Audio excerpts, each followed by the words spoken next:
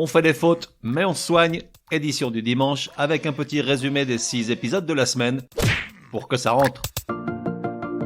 Résumé du comprimé numéro 1. Comment correctement utiliser les verbes débuter et commencer. Débuter, au contraire de commencer, est un verbe intransitif et donc n'admet pas de complément d'objet direct. Tu ne débutes pas quelque chose, mais quelque chose débute. Ainsi, la phrase suivante « Patrick et Martine débutèrent leur repas d'anniversaire par une engueulade » n'est pas correcte. Il faut dire « Le repas d'anniversaire de Patrick et Martine débuta par une engueulade ». Commencer, quant à lui, est un verbe transitif. Il admet donc l'emploi d'un COD derrière. On aurait ainsi pu dire « Martine commença leur repas d'anniversaire par pourrir Patrick ».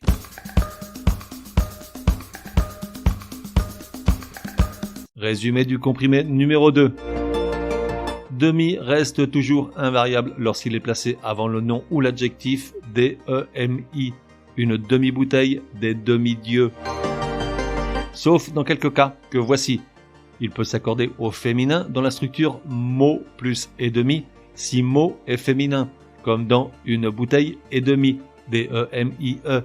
En revanche, dans cette même construction, il ne s'accorde jamais au pluriel, même si mot est au pluriel. Néanmoins, il peut s'accorder au pluriel lorsque demi est un nom. Par exemple, des fractions, des demi de mélo au rugby ou des demi de bière, des EMIS. Dernier cas, si l'on se réfère aux demi-heures dans la formule « cette horloge sonne les demi », alors accord au féminin pluriel DEMIES.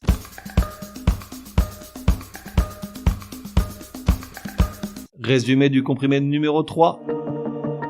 Tous les chiffres sont invariables, même 1000. Exception 100 et 20 dans le nombre 80.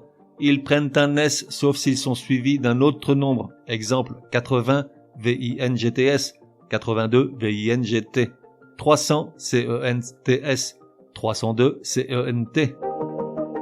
Deux exceptions. Tout d'abord, 80 ne prend pas de S devant 1000 qui est un adjectif numéral, mais en prend un devant milliers, millions et milliards qui sont des noms communs. Ensuite, il n'en prend pas non plus dans les expressions comme page 80 ou les années 80. Enfin, pour en terminer avec les nombres et leur écriture, ne prend pas le chou, mais des traits d'union partout, c'est-à-dire entre tous les mots qui les composent.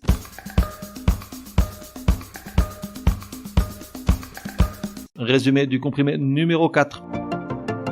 Si tu doutes entre censé SENSE ou censé CENSE, remplace-le par supposé. Si la phrase a toujours du sens, alors écris censé avec un C.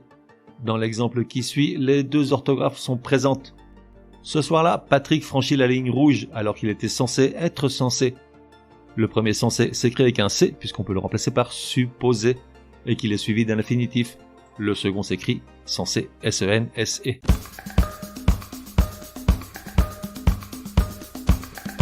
Résumé du comprimé numéro 5. Après la préposition sans SANS, tu accordes le mot qui suit au singulier ou au pluriel en fonction de la logique de chaque cas, selon le nombre de choses qui manquent. Patrick a mis son plus beau pull sans manches, avec un S car pull a 2 manches. Mais Martine est venue sans mari, pas de S puisqu'une femme ne peut avoir qu'un mari à la fois, et du reste elle a bien assez de Patrick et son pull sans manches.